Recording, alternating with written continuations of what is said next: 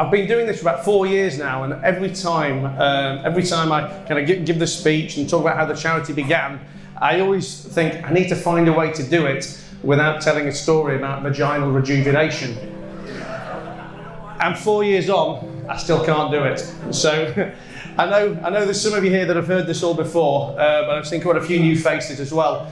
So I just want to kind of recap you over the last 4 years, talk about how this began, and talk about where your money's going to be going tonight. About 4 years ago, I was going to Hartlepool. I was going to Hartlepool Football Club, and I had an ex-girlfriend at the time, and we'd not spoken for a couple of weeks. She calls me up, harassing me, saying, Matt, I've decided I need vaginal rejuvenation, and I need it right now. I've just been to the doctors, and you've got to send me some money. I thought, is this really happening to me? I couldn't get her off the phone. Agreed to do it. And I've gone into Hartlepool Football Club. I'm sat there thinking I've got a very important meeting today, and I'm meddling around on my internet banking. Send her the money. Think that's it. Fine. Got rid of her. No more costs for today.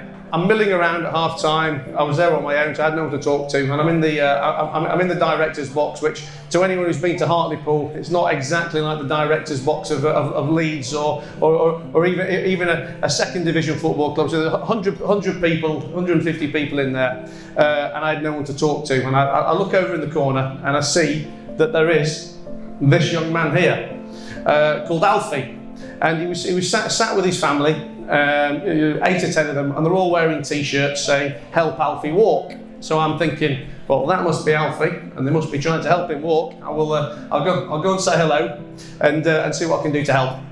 So I've gone over and I start to hear the story from his auntie that I was talking to, and she was explaining that they've been raising money for about 15 or 16 months now, and they've been trying to raise 45,000 quid.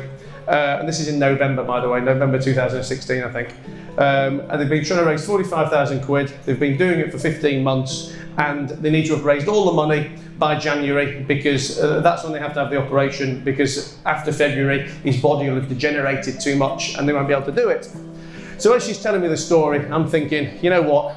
I've already had to buy a new fanny today. How can I say no to this poor kid's legs? So I'm listening to her and I'm thinking, well, I'm trying to do the maths in my head while she's telling me the story. I'm thinking, 15 months, 45 grand, 2 months to go. She must be nearly there. So I'm gonna make a day today and give her the balance of the money. What can it be? 500 quid, a grand. So I said, that's fantastic. I said, how much have you raised to date? And she says, 1,800 quid. I thought, fucking hell. I said, look, I was honest with her. I said, listen, I wanted to do something special for you today. I really wanted to give you the balance of the money. I said, I'm not being sidetracked. I've just met you. I can't give you 43 grand. So I said, well, I'll tell you what we'll do is, I said, I will go pound for pound on whatever you can raise between now and a period of time. I said, look, that will give you something to fight for, and it kind of makes it a bit more exciting. So she said, oh, fantastic, that's amazing, thank you very much. She goes, when can we do it until? I said, well, look, this is mid-December, so this is mid-November, so I said, we'll do it until December. Christmas Day, it'll be a nice Christmas present, and it gives us 6 or 7 weeks to go. So I went away from there completely with no agenda. I was, literally just killing some time, and she says to me, can we take a picture of you and Alfie? So that's the picture we took. And I didn't think any more of it. Next morning, or a couple of days later, I get a phone call on the Monday morning from the Hartlepool Gazette, and they said, we've heard about what you're doing for Alfie. Fantastic story. We'd like to run a piece about it. So my PR guys at the time, they rang me up. They said, look, can you just tell us a story so we can put this all together? And I told them the same story I've just told you. And they started laughing. They said, funny story, but what's the real story? I said, no, honestly, that really is the real story. So they said, well, we can't print that. I said, well, look, I'm not really into lying about it, so maybe let's just substitute the words vaginal rejuvenation for unnecessary cosmetic surgery. And that is what they did. 2 days later, front page of the Hartlepool Gazette says, Yorkshire businessman's dilemma.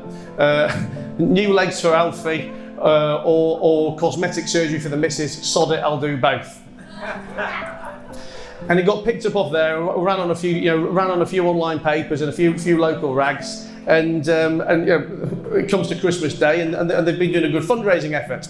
So Christmas Day, phone rings and it's Alfie. It's like, Matt, I've got good news for you. I said, what? He goes, we've raised 16 grand. So it might be good news for you, mate. So I gave them the other 16 grand to go with it. I think they'd nearly got there. I think another local foundation or charity stepped up, and we did. And Alfie went ahead and he got his operation. That's me. I always wanted one of those big checks. I thank you very much again for being here.